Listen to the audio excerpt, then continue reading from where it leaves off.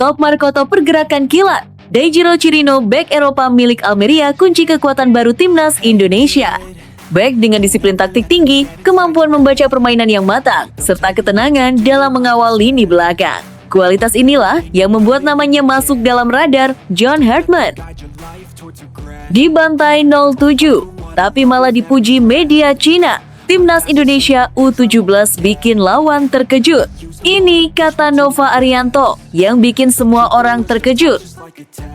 Pesan tegas Presiden Prabowo usai Timnas Futsal Indonesia cetak sejarah. Teruskan perjuangan Anda Hector Soto. Kalau ada mafia ganggu, hubungi saya. Simak fakta selengkapnya berikut ini.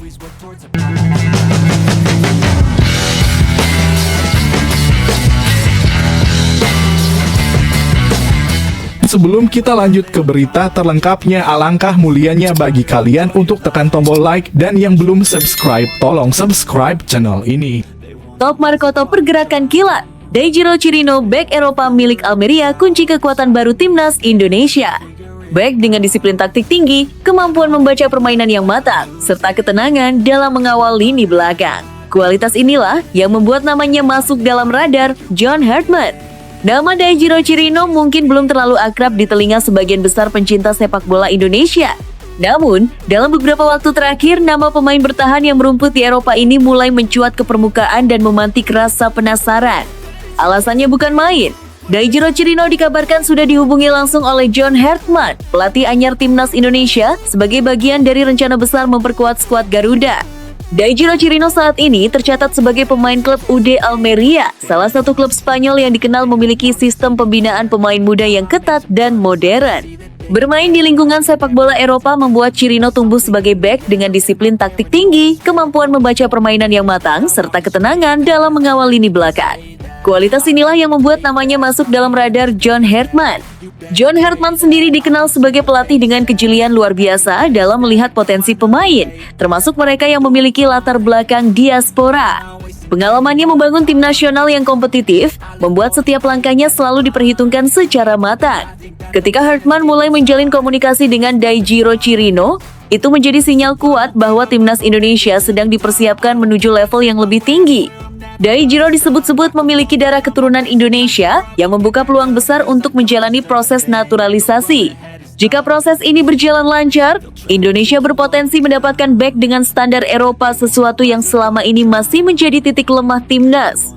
Dalam beberapa turnamen internasional, Garuda kerap kesulitan menghadapi lawan yang kuat secara fisik dan cepat dalam transisi. Kehadiran sosok seperti Chirino bisa menjadi jawaban atas masalah tersebut. Secara karakter permainan, Daijiro Chirino dikenal sebagai bek modern. Ia tidak hanya kuat dalam duel 1 lawan 1, tetapi juga piawai membangun serangan dari belakang. Akurasi umpannya baik, posisinya rapi, dan ia tidak panik ketika ditekan lawan. Dalam sistem permainan John Hartman yang menekankan organisasi dan intensitas tinggi, profil seperti Chirino jelas sangat cocok. Langkah John Hartman mendekati Daijiro juga menunjukkan perubahan paradigma di tubuh timnas Indonesia. Kini, bukan hanya soal bermain cepat dan penuh semangat, tetapi juga soal kualitas, pengalaman, dan kecerdasan taktik. Hartman tampak ingin membangun tim yang tidak hanya kompetitif di Asia Tenggara, tetapi juga mampu bersaing di level Asia bahkan dunia. Antusiasme publik pun mulai terasa. Banyak penggemar berharap proses naturalisasi Daijiro Chirino bisa berjalan mulus dan cepat. Jika benar ia bersedia mengenakan seragam merah putih, maka lini belakang timnas Indonesia akan mendapatkan tambahan kekuatan yang sangat signifikan. Kolaborasi antara pemain lokal potensial dan pemain diaspora berkualitas Eropa bisa menciptakan keseimbangan ideal dalam skuad Garuda. Namun, tentu semua masih menunggu kejelasan resmi. Sepak bola internasional tidak hanya soal kualitas di lapangan, tetapi juga administrasi, regulasi, dan komitmen jangka panjang. Meski demikian, sinyal awal dari komunikasi John Hartman dengan Daijiro Chirino sudah cukup untuk membuat publik optimistis. Jika rencana ini terwujud, maka kita sedang menyaksikan babak baru dalam sejarah timnas Indonesia. Daijiro Chirino bukan sekadar pemain naturalisasi, melainkan simbol dari visi besar John Hartman, membangun timnas yang kuat, disiplin, dan disegani. Kini tinggal menunggu waktu apakah bek berbakat Eropa ini benar-benar akan menjadi tembok kokoh baru bagi Garuda. Dibantai 0-7, tapi malah dipuji media Cina. Timnas Indonesia U17 bikin lawan terkejut. Ini kata Nova Arianto yang bikin semua orang terkejut. Hasil pahit harus diterima Timnas Indonesia U17 setelah menelan kekalahan telak 0,7 dalam laga uji coba internasional. Skor besar itu sontak memicu berbagai reaksi dari publik tanah air. Kritik bermunculan, kekecewaan tak terhindarkan. Namun di tengah sorotan tajam tersebut, muncul fakta yang justru mengejutkan. Media Cina memberikan pujian kepada skuad Garuda Muda asuhan Nova Arianto. Alih-alih meremehkan, sejumlah media Cina menilai Timnas Indonesia U17 sebagai lawan yang tangguh dan berani bermain terbuka, meski harus kalah dengan skor mencolok. Penilaian ini menjadi kontras dengan reaksi sebagian publik Indonesia yang fokus pada hasil akhir tanpa melihat proses dan konteks pertandingan. Dalam laporan mereka, media Cina menyebut bahwa Indonesia U17 bukan tim yang bermain pasif. Garuda Muda tetap mencoba membangun serangan, berani melakukan pressing, dan tidak sepenuhnya bertahan meski menghadapi lawan dengan kualitas individu dan kolektivitas yang sangat baik. Bagi media setempat, sikap mental inilah yang patut diapresiasi. Pelatih Timnas Indonesia U17 Nova Arianto merespons kekalahan tersebut dengan sikap tenang dan realistis. Ia menegaskan bahwa hasil ini tidak bisa dilepaskan dari fakta bahwa skuadnya masih sangat baru dan sedang dalam tahap awal pembentukan. Mereka masih baru, wajar kalau kalah, apalagi lawan yang dihadapi memang sangat bagus dan matang secara permainan, ujar Nova. Menurutnya, pertandingan seperti ini justru penting untuk mengukur sejauh mana level timnya saat ini. Nova tidak menampik bahwa skor 0,7 terasa berat, namun ia menekankan bahwa sepak bola kelompok usia bukan semata-mata soal menang atau kalah. Lebih dari itu, pertandingan ini harus dijadikan bahan pembelajaran berharga bagi para pemain muda Indonesia. Setelah ini harus ada progres besar. Semua ini harus jadi pembelajaran untuk pemain, tegasnya. Nova menilai para pemainnya mendapatkan pengalaman yang tidak bisa diperoleh dari pertandingan biasa, terutama dalam hal tempo permainan, duel fisik, dan pengambilan keputusan di bawah tekanan. Kekalahan telak ini juga membuka mata banyak pihak tentang kesenjangan level antara Timnas Indonesia U17 dengan tim-tim elit Asia. Lawan tampil lebih rapi, disiplin, dan efektif dalam memanfaatkan peluang. Namun, justru dari situ letak nilai pentingnya. Garuda Muda dipaksa keluar dari zona nyaman dan menghadapi realitas sepak bola level atas. Ujian media Cina menjadi sinyal bahwa meski kalah besar, Indonesia U17 tidak sepenuhnya buruk. Mereka dianggap memiliki keberanian, semangat, dan potensi yang bisa berkembang jika diarahkan dengan benar. Ini menjadi pengingat bahwa proses pembinaan tidak selalu berjalan mulus dan penuh kemenangan. Nova Arianto sendiri dikenal sebagai pelatih yang menekankan disiplin, kerja keras, dan pembentukan karakter. Kekalahan ini diyakini akan menjadi bagian penting dalam perjalanan timnya menuju level yang lebih baik. Evaluasi menyeluruh dipastikan akan dilakukan, baik dari sisi taktik, fisik, maupun mental pemain. Bagi Timnas Indonesia U17, skor 0,7 memang menyakitkan. Namun, jika dilihat dari sudut pandang yang lebih luas, laga ini bisa menjadi titik balik. Pengalaman pahit hari ini bisa menjadi fondasi kuat untuk prestasi di masa depan asal direspons dengan kerja keras dan pembenahan yang konsisten. Sepak bola usia muda adalah tentang proses panjang, dan terkadang kekalahan besar justru menjadi guru terbaik. Garuda Muda mungkin jatuh kali ini, tetapi dengan pembelajaran yang tepat, bukan tidak mungkin mereka akan bangkit jauh lebih kuat.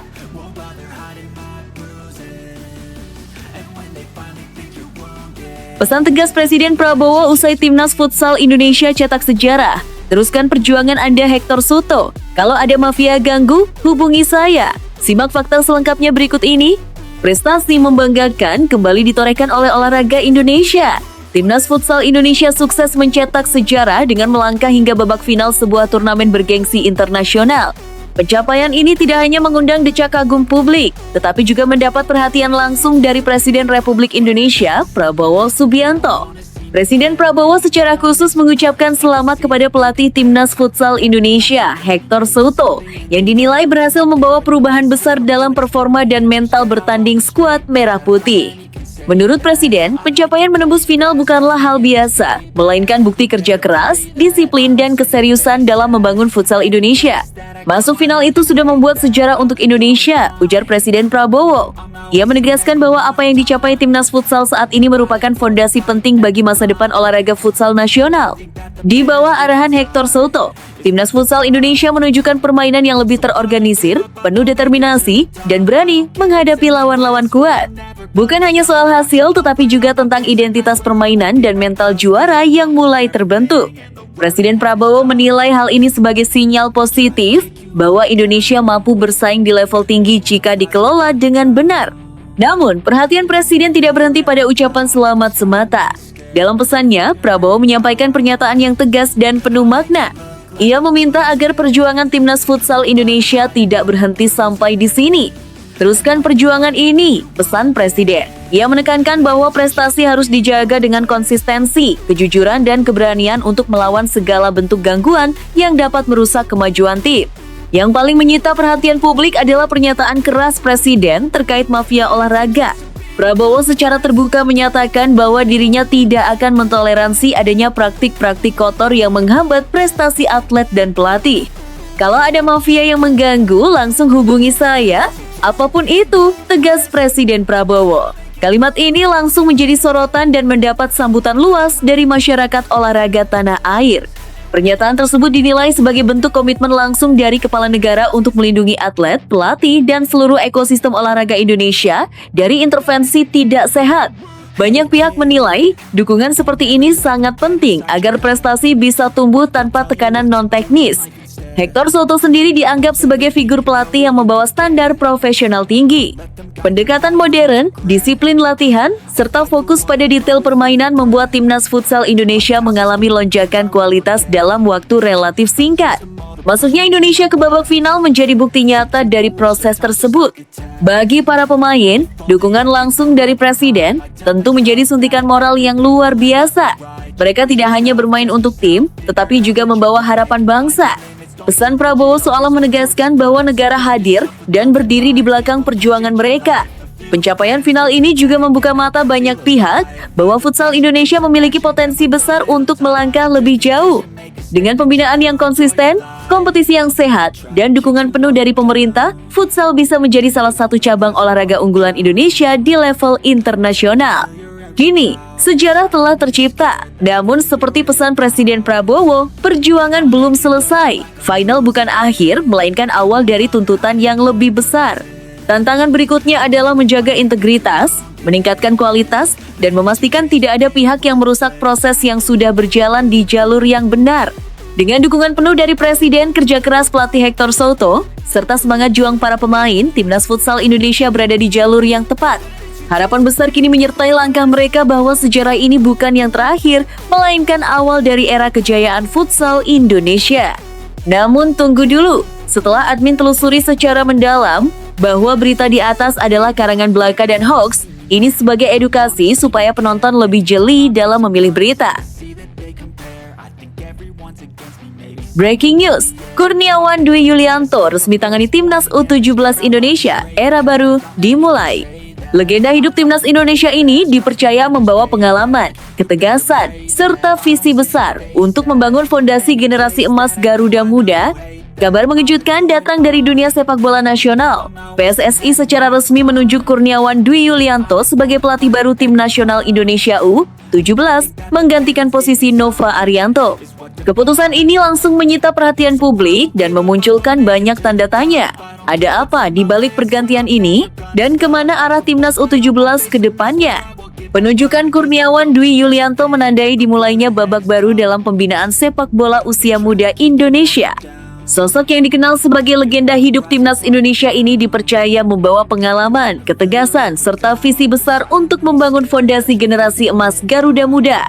Meski resmi digantikan, Nova Arianto belum sepenuhnya meninggalkan timnas U17. Dalam masa transisi ini, ia masih akan mendampingi Kurniawan pada agenda penting, yakni uji coba internasional melawan timnas Cina U17. Kolaborasi dua pelatih ini menjadi sorotan tersendiri, karena jarang terjadi pergantian pelatih yang tetap diiringi kerjasama erat demi kepentingan tim. Langkah ini disebut sebagai strategi PSSI untuk menjaga stabilitas tim, terutama menjelang agenda-agenda penting ke depan.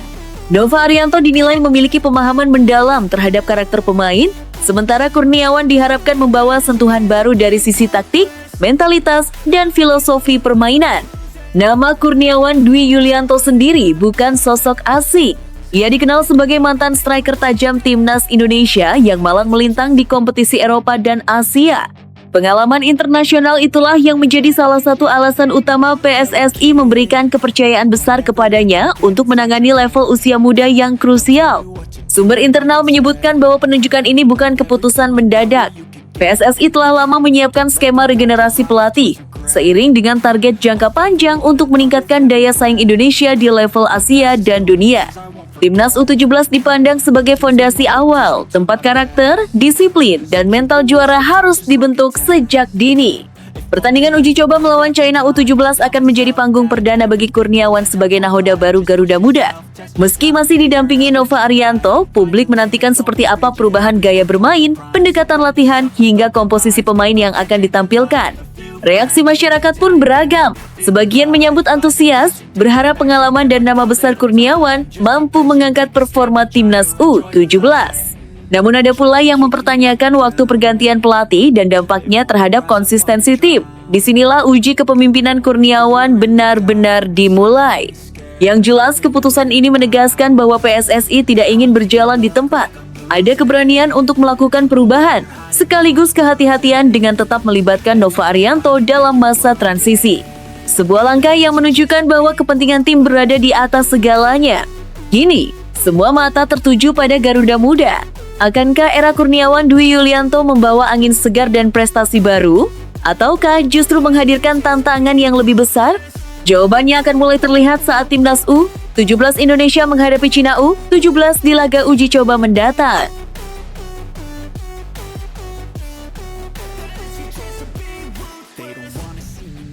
Pengakuan jujur Hector Soto menggetarkan dunia. Indonesia akan menjadi raja futsal dunia. Penuh keyakinan, pelatih asal Spanyol itu berbicara jujur dan tanpa keraguan. Indonesia sedang menuju takhta futsal dunia. Sebuah pernyataan berani baru saja mengguncang jagat futsal internasional. Bukan datang dari pengamat, bukan pula dari legenda lama, melainkan langsung dari sosok yang kini berada di balik transformasi besar timnas futsal Indonesia, Hector Soto. Dengan nada tenang namun penuh keyakinan, pelatih asal Spanyol itu berbicara jujur dan tanpa keraguan. Indonesia sedang menuju takhta futsal dunia. Kami sudah mengalahkan Jepang, ujar Soto. Dan berikutnya, kami akan mengalahkan Iran. Raja futsal Asia saat ini akan kami tundukkan dengan kecepatan dan sistem kami. Pernyataan ini sontak menjadi sorotan. Bukan karena kesombongannya, tetapi karena apa yang diucapkan Soto didukung oleh fakta di lapangan. Kemenangan atas Jepang bukan sekadar hasil pertandingan. Jepang selama ini dikenal sebagai simbol futsal modern Asia cepat, disiplin, dan efisien. Namun Indonesia hadir dengan pendekatan berbeda. Permainan cepat berbasis transisi, pressing tanpa henti, serta sistem kolektif yang solid membuat Jepang kehilangan identitasnya. Bagi Soto, kemenangan itu adalah bukti bahwa Indonesia telah melampaui batas lama mereka. Namun ambisi Soto tidak berhenti di sana. Target berikutnya adalah Iran, negara yang selama bertahun-tahun menyandang status raja futsal Asia. Iran memiliki sejarah, pengalaman, dan reputasi global. Tapi di mata Soto, sejarah bukanlah penghalang. Ia percaya bahwa futsal modern tidak lagi dimenangkan oleh nama besar, melainkan oleh kecepatan berpikir, kecepatan bergerak, dan sistem yang berani. Kami tidak akan menunggu, kami tidak akan bertahan terlalu dalam. Kami akan menyerang Iran dengan kecepatan dan keberanian, tegasnya.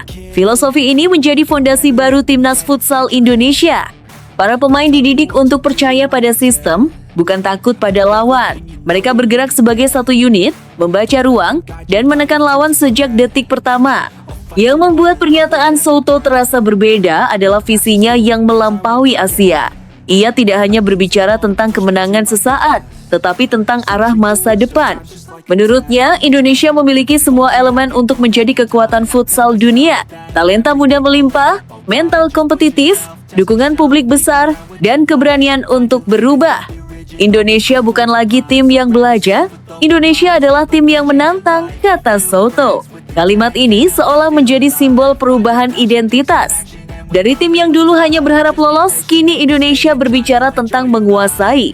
Pernyataan ini tentu mengundang reaksi beragam. Ada yang menyebutnya terlalu berani, ada pula yang mulai percaya. Namun satu hal tak terbantahkan, Timnas Futsal Indonesia saat ini sedang berada di jalur yang benar. Permainan mereka tidak lagi sporadis, melainkan terstruktur. Tidak lagi mengandalkan individu, tetapi kekuatan kolektif. Jika Iran benar-benar berhasil ditaklukkan, maka dunia futsal tak punya pilihan selain menoleh ke Indonesia. Dari Asia Tenggara, lahir kekuatan baru yang berani menatap dunia. Dan jika visi Hector Souto terus berjalan sesuai rencana, mungkin suatu hari nanti dunia akan mengingat momen ini sebagai awal kebangkitan raja baru futsal dunia bernama Indonesia.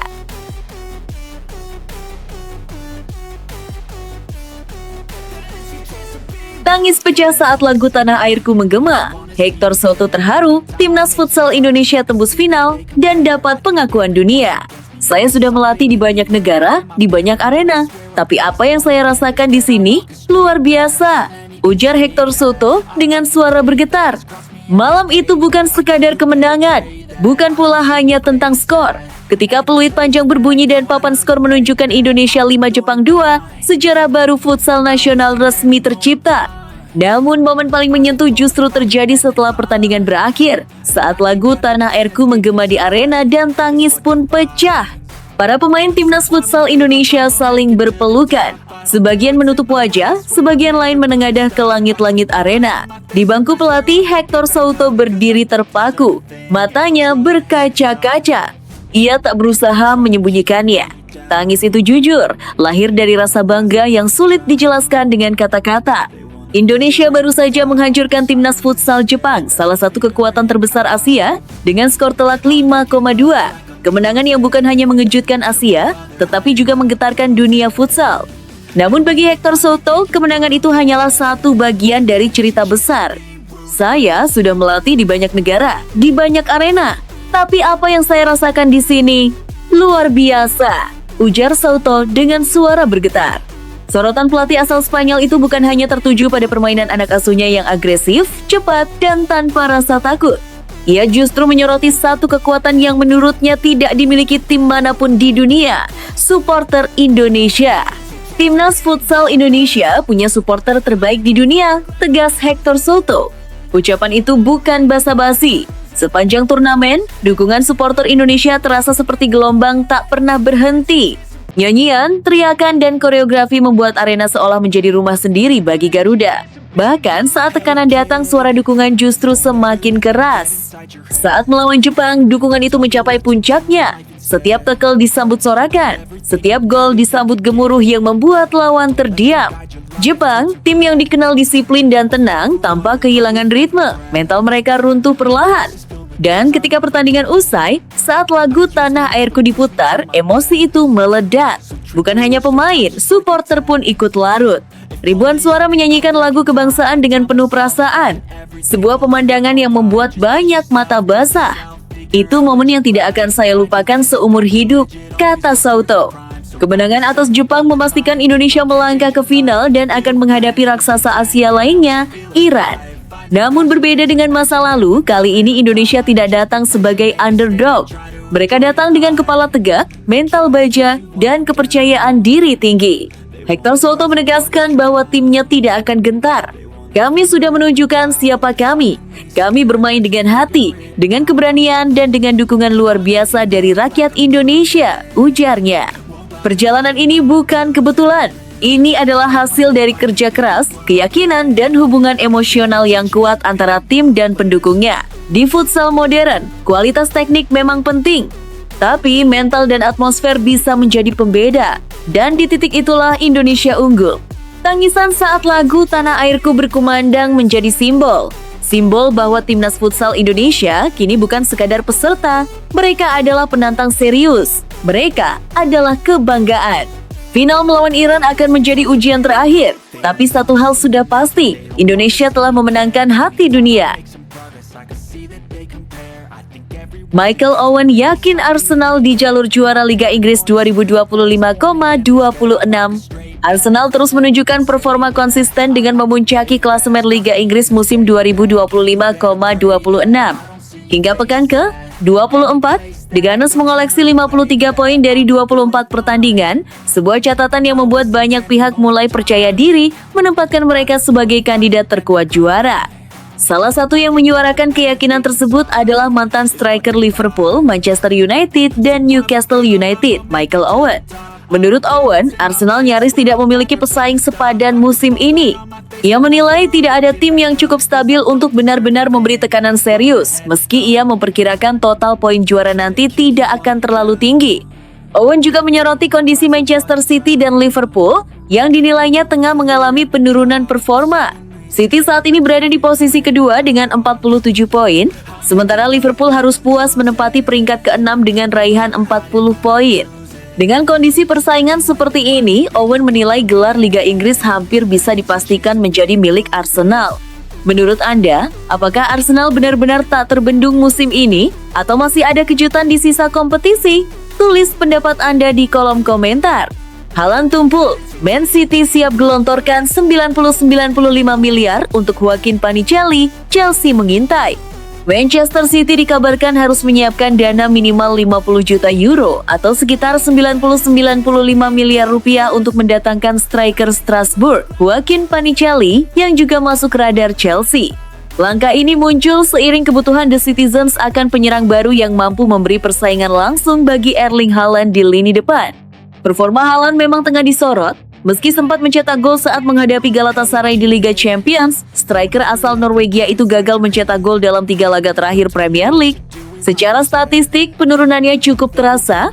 Ia hanya mengoleksi 1 gol dari 10 penampilan domestik terakhir dan tak terlibat dalam pesta gol City saat menyingkirkan Newcastle di Carabao Cup maupun menang besar atas Exeter. Gol ke gawang Brighton menjadi satu-satunya kontribusinya di Liga Inggris sejak Desember, memicu diskusi internal soal kebutuhan striker pelapis berkualitas. Panicelli sendiri sempat coba direkrut City secara mendadak pada deadline day. Strasbourg memasang harga tinggi karena sang pemain kini krusial, terlebih Emmanuel Emega absen panjang dan dikaitkan dengan Chelsea. City diperkirakan akan kembali mencoba pada musim panas. Menurut Anda, apakah Panicelli solusi tepat untuk City? Tulis pendapat Anda di kolom komentar. Anfield memanas. Liverpool versus Manchester City, Guardiola siap menang 2 kali atas The Reds. Laga akbar akan tersaji di Stadion Anfield akhir pekan ini. Pada lanjutan Liga Inggris pekan ke-25, Liverpool akan menjamu Manchester City Minggu 8 Februari 2026 pukul 23.30 WIB.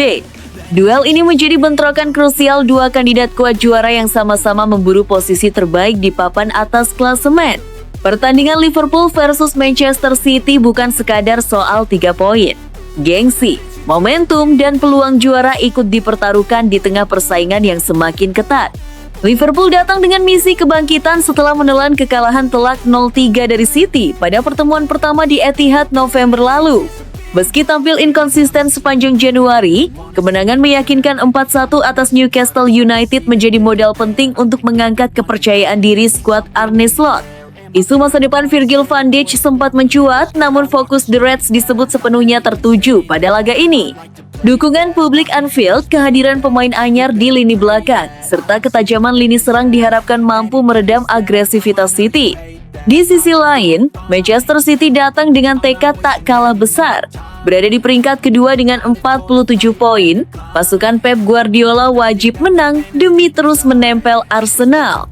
Erling Haaland yang memimpin daftar top skor dengan 20 gol kembali menjadi tumpuan utama. Mampukah City menaklukkan Liverpool untuk kedua kalinya musim ini? Atau justru Anfield menjadi titik balik The Reds? Yuk, tulis pendapat kamu di kolom komentar. Ruben Dias pulih. Kabar baik untuk Manchester City jelang laga-laga penentuan. Manchester City menerima suntikan semangat setelah Ruben Dias kembali mengikuti sesi latihan bersama tim utama. Pelatih Pep Guardiola memastikan bek asal Portugal tersebut telah melewati fase pemulihan usai sempat menepi akibat masalah kebugaran yang cukup mengganggu. Absennya Dias sebelumnya membuat City kehilangan figur pemimpin di lini belakang. Tak heran, kembalinya sang bek langsung disambut antusias oleh tim. Guardiola mengungkapkan kondisi Diaz menunjukkan perkembangan yang sangat positif. Meski ia menegaskan sang pemain belum tentu langsung dimainkan penuh karena klub tetap berhati-hati dalam mengatur menit bermainnya. Ruben Dias dikenal sebagai sosok sentral dalam sistem pertahanan City. Kemampuannya membaca permainan, mengatur garis pertahanan, serta memberi rasa aman bagi rekan setim menjadi faktor krusial. Guardiola menilai pengalaman dan kepemimpinan Diaz sangat dibutuhkan, terutama dalam laga-laga penting yang menuntut konsistensi tinggi. Para penggemar pun berharap dia segera kembali ke starting 11. Dengan pemulihan yang berjalan baik, City optimistis pertahanan mereka akan semakin solid. Menurut Anda, kapan waktu ideal Ruben Dias kembali menjadi starter? Sampaikan pendapat Anda di kolom komentar. Manchester City siapkan 1 triliun. Bek sensasional Real Sociedad Jon Aramburu masuk radar Guardiola. Perkembangan pesat Jon Aramburu tak luput dari pantauan Manchester City. Menurut laporan Vicajes, bek andalan Real Sociedad asal Venezuela tersebut kini masuk dalam daftar incaran tim asuhan Pep Guardiola. City disebut tengah serius mencari bek kanan murni yang bisa menjadi solusi jangka panjang, seiring belum ditemukannya pengganti ideal untuk Kyle Walker. Aramburu bergabung dengan Real Sociedad pada musim panas 2023 dan menunjukkan progres luar biasa. Dalam waktu kurang dari 1 tahun, pemain berusia 23 tahun itu berhasil menembus tim utama dan menjelma menjadi salah satu sosok penting di lini pertahanan. Konsistensinya di La Liga membuat namanya mulai dilirik klub-klub besar Eropa. Pada musim berjalan, Aramburu telah tampil dalam 24 pertandingan dan menyumbang 1 gol, catatan yang cukup impresif untuk seorang bek sayap. Meski masih terikat kontrak hingga musim panas 2030, Manchester City diyakini akan mencoba membujuknya hengkang pada bursa transfer mendatang. City sejatinya menjadikan Tino Livramento sebagai target utama, namun bandrol tinggi dari Newcastle membuat mereka mencari alternatif. Aramburu pun dinilai sebagai opsi ideal, meski City harus menyiapkan dana mendekati klausul rilisnya senilai 60 juta atau sekitar 1 triliun rupiah. Menurut Anda, layakkah Aramburu menjadi bek kanan masa depan Manchester City? Tulis pendapatmu di kolom komentar.